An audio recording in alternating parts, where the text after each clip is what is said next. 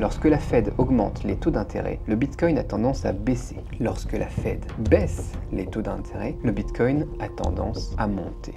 Hausse et baisse des taux de la Fed. Est-ce que ça affecte vraiment le Bitcoin? Après quelques années dans l'industrie de la crypto, j'ai l'habitude de passer pas mal de temps sur les charts, les candlesticks comme ils disent, à faire des recherches aussi pour savoir s'il y a de nouveaux tokens qui sont sortis sur le marché, et puis à étudier le contexte un petit peu de leurs projets, etc. Mais ces dernières années, j'ai constaté que ça suffisait pas. Se concentrer uniquement sur le secteur des crypto-monnaies, c'est pas suffisant. Parce que bien que le Bitcoin soit une monnaie numérique décentralisée, donc qui n'est pas directement affectée par les politiques et par les réglementations et tout ça, il s'agit toujours en fait d'une activité financière et économique qui est contrôlée par des humains.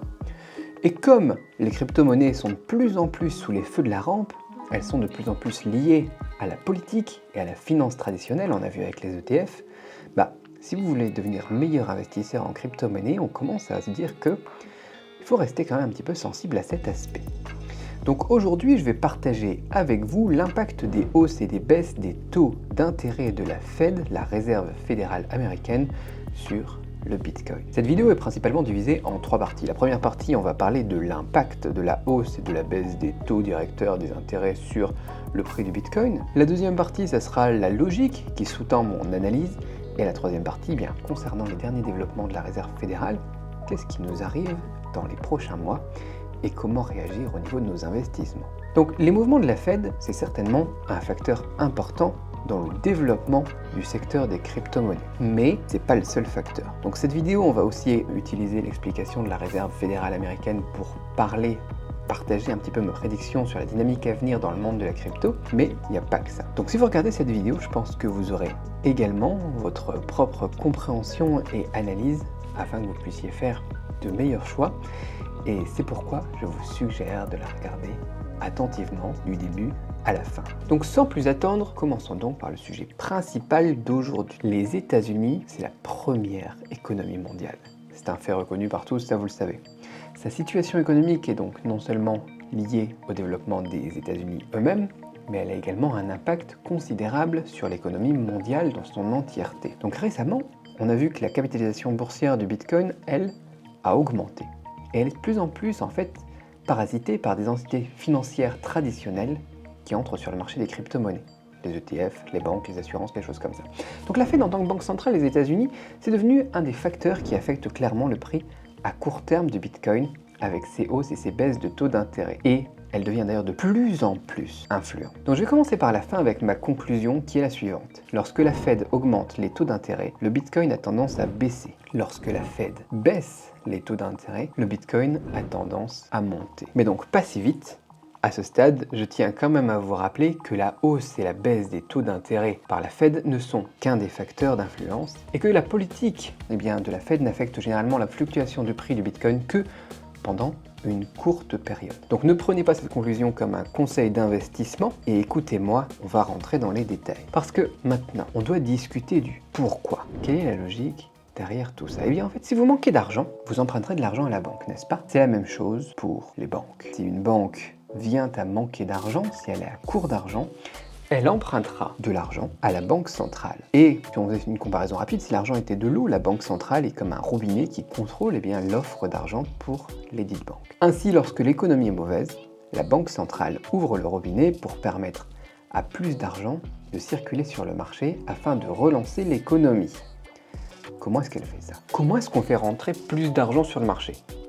La réponse est simple, en réduisant les taux d'intérêt.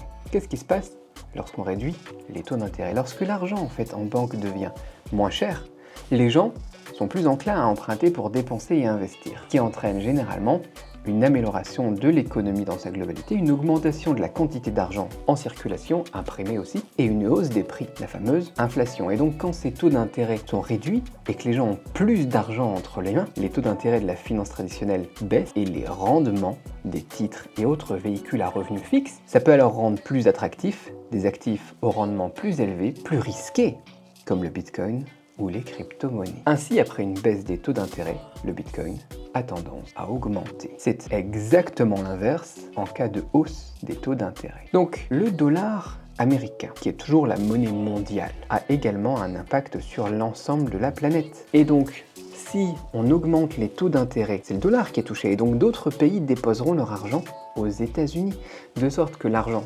mondial se précipitera ainsi vers les États-Unis. Et l'économie locale, le marché boursier, le marché immobilier, etc., tout ça, ça sera moins soutenu par l'argent. Et tout devient un petit peu mauvais, le risque monte. En effet, lorsque les gens ont du coup moins d'argent entre les mains, ils ne veulent naturellement pas prendre de risques élevés et choisissent des obligations ou d'autres instruments à revenu fixe, et le prix du Bitcoin a tendance à baisser. Donc la hausse et la baisse du Bitcoin, ça a vraiment quelque chose à voir avec les hausses et les baisses des taux d'intérêt de la Fed. C'est prouvé. Mais aujourd'hui, bien que les données récentes montrent que l'économie américaine ne se porte pas très bien, se refroidit, on constate que la Fed n'a pas baissé ses taux d'intérêt. Le 17 mai, Michelle Bowman, directrice de la Fed, a même dit que si nécessaire, elle n'excluait pas la possibilité d'une hausse des taux d'intérêt. Ça ne fait pas de sens, c'est complètement fou. Ne pas réduire les taux d'intérêt et même les augmenter, beaucoup de gens en fait sont en train de se demander mais qu'est-ce qui se passe? Ils n'arrivent pas à comprendre ce que pense la Fed et si ils sont sains d'esprit ou non. Mais au final, que la Fed ait pris ou non une décision, certaines banques centrales d'autres pays ont déjà commencé à agir. Et le cycle mondial de réduction des taux d'intérêt est déjà en cours. On a notamment la Banque Centrale Européenne, la BCE, la Banque Nationale Suisse, la Banque du Canada et plus d'une douzaine d'autres grandes banques centrales qui sont sur le point de réduire leurs taux d'intérêt. Donc, pour mieux comprendre ce qui se passe avec la Fed, spécifiquement, j'ai appelé l'autre jour un ami à moi, qui s'appelle Mike, qui travaille à la Bank of America à New York. J'en ai parlé et il m'a dit que l'objectif de la précédente hausse des taux d'intérêt de la Fed, c'était quoi? C'était de contrôler la hausse rapide des prix qu'on avait eus. Mais qu'aujourd'hui, les prix aux États-Unis, ils sont toujours très élevés. Et que si on faisait une nouvelle baisse des taux d'intérêt, ça reviendrait en fait à jeter de l'huile sur le feu. Ils sont face à un dilemme, la Fed. Donc je lui ai demandé du coup quand est-ce qu'ils allaient finalement réduire les taux d'intérêt, parce qu'il faut bien le faire un jour ou l'autre, quoi. Et il m'a dit qu'ils ne pouvaient pas me le timer, mais qu'ils ne s'attendaient pas à ce que les taux baissent avant au moins 2 mois. Ok, je pense que la Fed, moi, elle est trop lente à réagir. Le marché, il attend. Et donc, qu'une fois qu'elle le fera, qu'elle agira, on va se prendre une bonne dose de volatilité dans le monde des crypto-monnaies. Parce que ça va péter au bout d'un moment, quoi. Donc bien sûr, voilà, les vétérans de la crypto-monnaie, vous le savez, hein, la guerre, la publication des données, les taux d'intérêt, les choses comme ça, tout le reste, tout ça, c'est que des excuses pour que le marché effectue les corrections qu'il aurait dû faire de toute façon. Et bien sûr, la majorité des gens, en fait, ne se soucient pas de tout ça, ils ne prêtent pas attention à la hausse ou à la baisse des taux d'intérêt, à ce que la Fed a dit, à ce qui est arrivé au président iranien, à l'afflux ou non de fonds en fait dans le marché. Mais nous, c'est pas pareil. Nous autres, en tant qu'investisseurs avisés, on doit prêter attention à tout ça, aux hausses et aux baisses des taux d'intérêt, aux news et tout ça. Parce que, 2 raisons. Premièrement, parce qu'il s'agit d'un des indicateurs principaux de la tendance générale.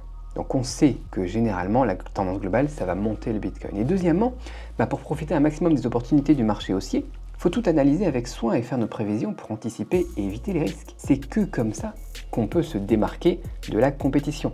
En gardant ça à l'esprit, on peut établir un plan pour le jour de l'annonce de la baisse des taux d'intérêt et surtout se préparer à travailler avec la volatilité que maintenant on peut prévoir. Préparez donc votre stratégie. Quelle sera votre stratégie, vous? Dites-le moi dans la section commentaires. On sait que ça va péter, on sait qu'il va y avoir de la volatilité, on peut prévoir que ça va aller à la hausse, mais voilà. Quant à moi, c'est tout pour aujourd'hui. On continue la discussion dans les commentaires et pour l'instant, je vous donne simplement rendez-vous dans la prochaine vidéo. Bye bye.